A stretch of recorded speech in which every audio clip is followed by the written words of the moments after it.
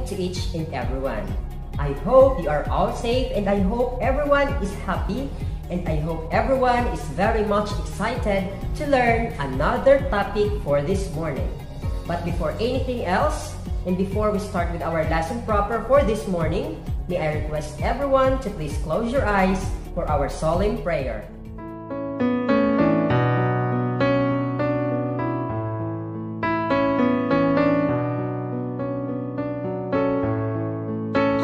Our loving Father, we praise and glorify your name each day. We thank you for all the blessings, especially the gift of life you showered upon us. Thank you for giving us the opportunity to learn in this time of global pandemic. Bless our classmates, teachers, and school that we may bring hope to our community. We humbly ask for your forgiveness to all of our shortcomings and help us to be a better person. Grant us wisdom, peace of mind, and pure heart to be a blessing to other people. Father, we are grateful that you are true and your word that you are with us and will not leave us. May you continue to bless us with your grace and love. We ask all this through Christ our Lord, who lives and reigns forever and ever. Amen. Memory verse of this week taken from the book of Proverbs chapter 1 verse 5. It says that a wise man will hear and will increase learning, and a man of understanding shall attain unto wise counsel.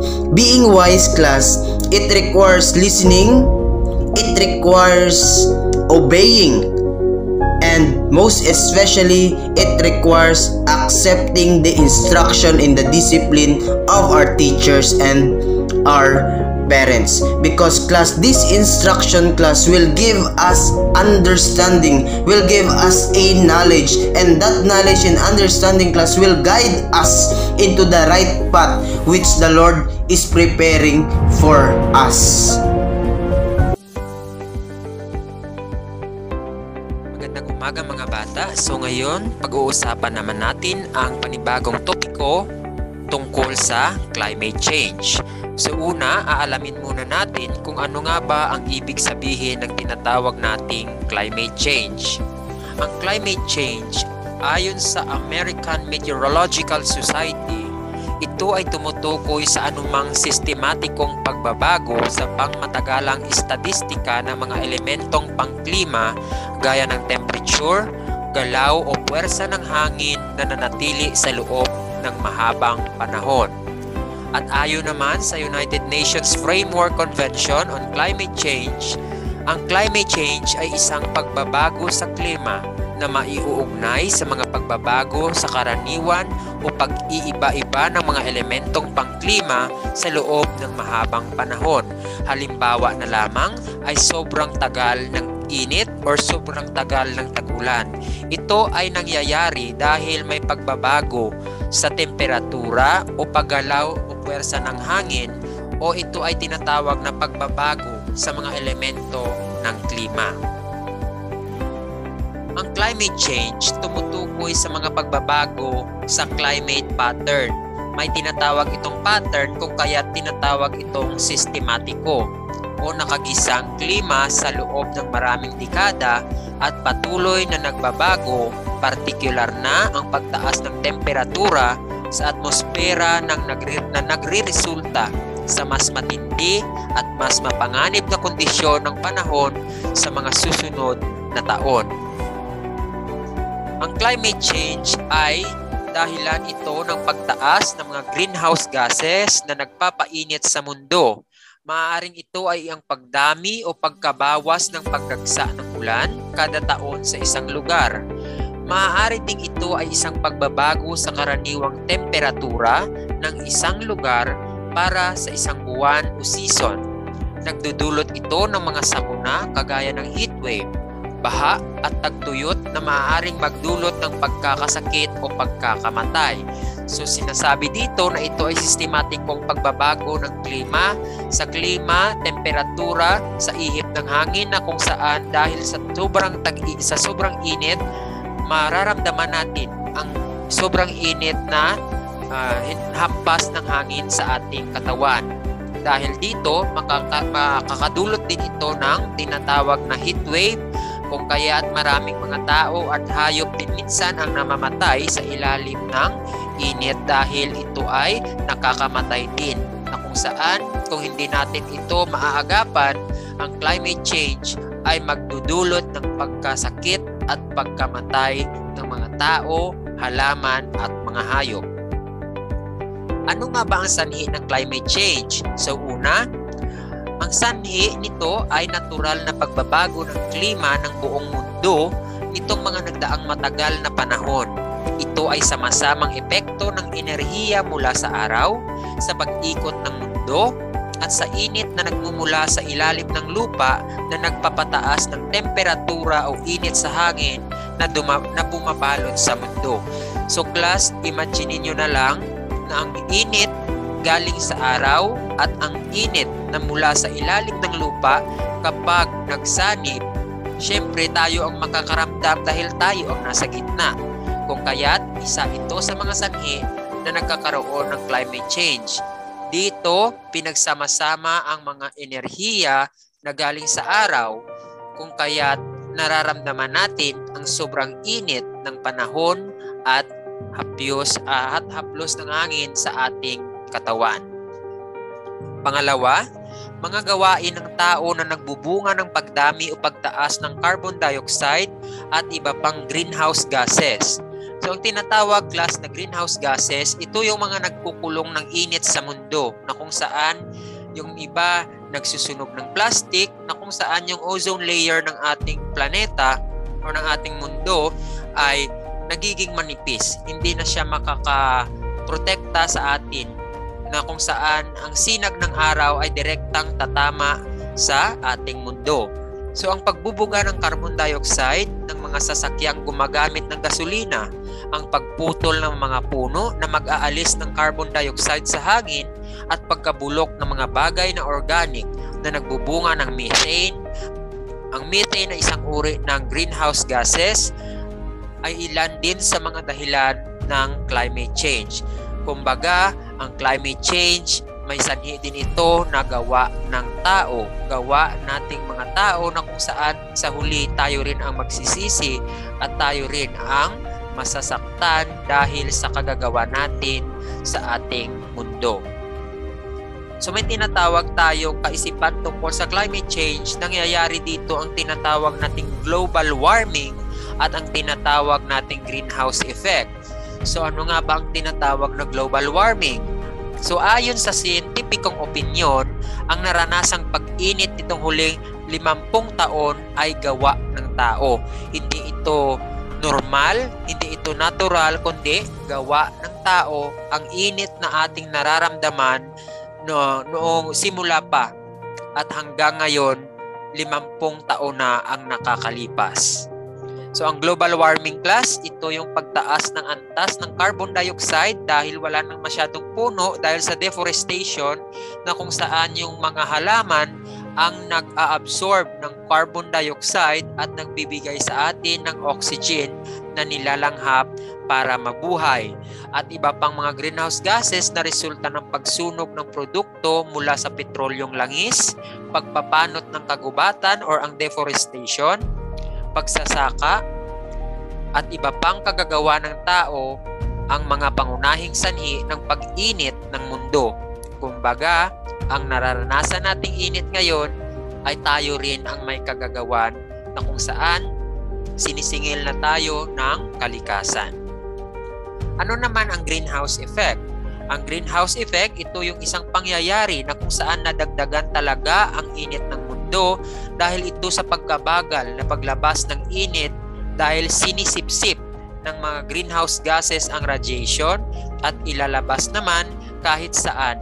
Tapos, isinisipsip naman muli na siyang rason kung bakit hindi agad makakalabas ang init palabas sa mundo.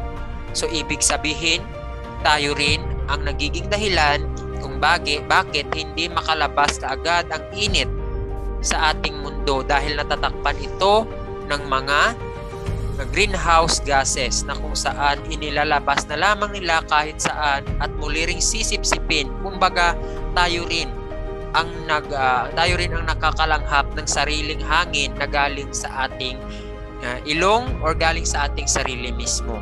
Kumbaga, wala tayong masisisi dito dahil kagagawan din ng mga tao ang greenhouse effect at ang global warming. So ano nga ba yung mga greenhouse gases? Isa na dito ang carbon dioxide. Ito yung inilalabas natin na kailangan sana ng mga halaman. Nitrogen oxide, may tinatawag tayong methane, at water vapor. So ilan sa mga maling gawain na nakapagtaas ng greenhouse gases emission, katulad na lamang ng mga pabrika, katulad na lamang ng mga central, mga factory. So sila yung mga number 1 na nagdudulot ng tinatawag na greenhouse effect na kung saan maraming chemical ang sumasama sa hangin, sa usok galing sa factory, galing sa mga sasakyan, galing sa mga pagawaan or sa mga tinatawag nating pagalingan ng tubo, kung saan ito rin ang nakakasira hindi lamang sa ating kalikasan kundi pati na rin sa buong kalangitan na kung saan nangyayari ang tinatawag nating greenhouse effect. So ano nga bang epekto ng climate change? Una, patuloy na pagtaas ng temperatura. Mas lalong iinit ang mundo. Kumbaga, hindi makakalabas ang init sa mundo kung kaya't na lilikom dito ang init at nagsasama-sama ang puwersa ng init galing sa ilalim ng lupa at ang init na galing sa araw. Pangalawa, paghaba ng panahon ng tag-init o ang tinatawag nating El Nino. Hahaba ang season ng tag-init at El Nino. Pagdagsa ng maraming bagyo or pangmatagalang bagyo tinatawag nating La Nina. Dahil sa sobrang init, nagbabago ang precipitation. May mga lugar na hihina ang dagsa ng ulan at meron din lugar na dadagsain ng bagyo. Kumbaga, ang magiging epekto nito ay hindi pantay-pantay. Mayroong lugar na makakaranas ng sobrang init at mayroong ding lugar na makakaranas ng sobrang haba ng tag-ulan. Pangatlo, pagtaas sa antas ng tubig dagat, ang mga niebe at yelo sa North at South Pole ay matutunaw. Kumbaga, yung mga yelo or niebe na nasa South Pole at North Pole ay matutunaw. Kung inyong matatandaan, noong mga nakaraang buwan ay naibalita na may malaking iceberg ang nawasak o natunaw. Dahil magiging dahilan din ito ng pagtaas ng tubig dagat. Panglima, pagtaas ng bilang ng kaso ng mga sakit na dala ng tubig o pagkain tulad na lamang ng kolera at iba pang sakit at dala ng insekto tulad ng lamok na kung saan makakakuha tayo ng malaria at dengue at ng daga o tinatawag nating leptospirosis at dulot ng polusyon sa hangin na tinatawag din minsan nating allergy. Malnutrisyon at epektong panglipunan dulot ng pagkasira ng mga komunidad at pangkabuhayan nito. Kung inyong nakikita, lalong-lalo na sa lugar sa Africa, inyong makikita ang malnutrisyon na nangyayari kung saan mas tagtuyot doon. Walang masyadong halaman, walang masyadong makakain yung mga tao, kung kaya't ang kinakain doon nila ay mud cookies. Nakikita ninyo na malaki ang kanilang tiyan pero ang papayat. Tinatawag iyong malnutrisyon na kung saan kung hindi natin maaagapan ang climate change sa katapusan ng 2030 ay tayo lahat ang makakaranas ng ganti ng kalikasan na ating sinira.